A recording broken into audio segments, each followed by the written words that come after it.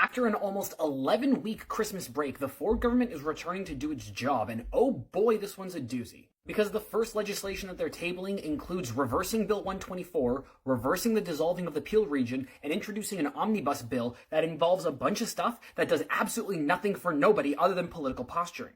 Bill 124 has been deemed illegal, so the government has to reverse that. And amalgamating the Peel region has been shown to cost way more money than it's worth, so the Ford government has to reverse that. And alongside of those two things, the Ford government has decided that they're going to make it illegal to implement any form of change to a carbon tax without a referendum, and they're also going to make it illegal to apply any tolls to government highways, except for the 407. Because, fun fact, the eastern side of the 407 is actually owned by the provincial government, and they could choose to remove tolls, but they're not going to. I have been saying for weeks now that Doug Ford can't govern, either out of malice or out of incompetence. And his first week back, after an almost 11-week Christmas break, is the perfect example of that. With one piece of legislation being introduced to undo his violation of our charter rights, another one being introduced to undo the mistake that could have bankrupted two of the largest cities in our province, and a third one being introduced simply to say, we're against a carbon tax, even though Doug Ford is the reason we have a carbon tax in Ontario. Yes, it is true, Doug Ford introduced the carbon tax to Ontario, not Justin Trudeau. Because prior to Doug Ford, we had the cap and trade system in Ontario, which is the capitalist solution to the carbon tax problem.